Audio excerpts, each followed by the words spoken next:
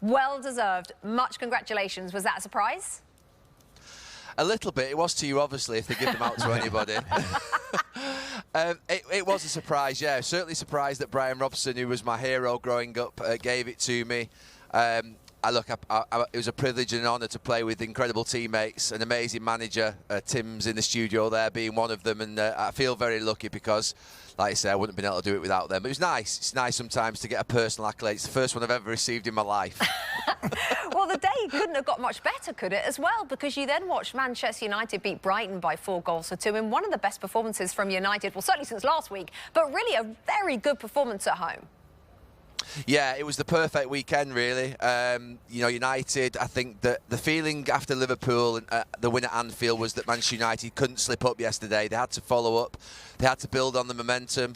I think probably the most important and best week in Ruben Amorim's reign at Manchester United, and it was needed because, you know, I was one of those a couple of weeks ago who thought he was very close to the edge. Another couple of poor results in this month and he would have been in a dark place and there would have been real pressure on the board, but all of a sudden there's a turnaround.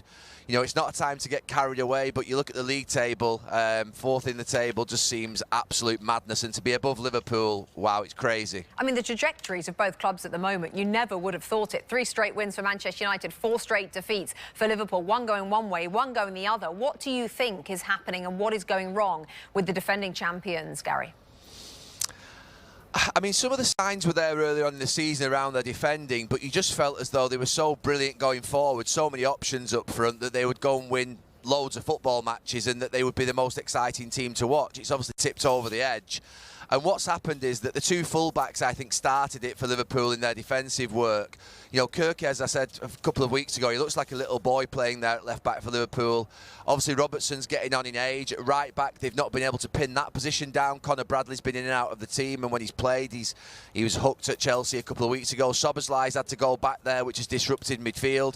And that virus that they've had of making mistakes has now spread to Konate and to Van Dijk. And to see Van Dijk like he has been in this last couple of weeks against Manchester United and Brentford has been sobering, really, because he's the greatest centre-half, or one of the greatest centre-halves that we've seen in Premier League history, but they're all at it, and they look all over the place and look like the wheels are coming off. But I still have faith, actually. I think that Slot's a great manager, and he's under pressure, and this is obviously a moment that he wouldn't have expected. None of us did. But I think he'll turn it around. They've got too many good players. But look, a couple of weeks ago I said to Jamie Carragher, my colleague on Sky, that, you know, why not play Gomez at right back, Robertson at left back, play Konate and Van Dijk and play a real narrow back 4 and just go back to basics. I think they're going to have to do something like that because they can't keep leaving the gaps that they are. No, and then the gap as well. If Arsenal win today, will be 7 points to the top, so they do have to do something. What about that new stadium behind you? I don't know if it's your first trip to Hill Dickinson Stadium. Tell us about that.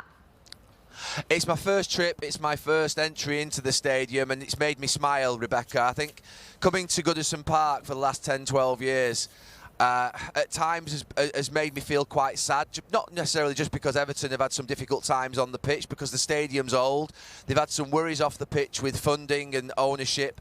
But to walk in here today, it's where Everton Football Club be. It's a giant of a football club, an amazing place, and feel really quite proud of them. Obviously, my brother played here alongside Tim for many years, so I've got some sort of connection, and I feel quite warm about walking around here today because it's fantastic and what this club deserves. And just finally, Gary, in terms of the game itself, Everton, of course, unbeaten there in the Premier League. Tottenham unbeaten away. So the meeting of these two, something might give. Which way do you think?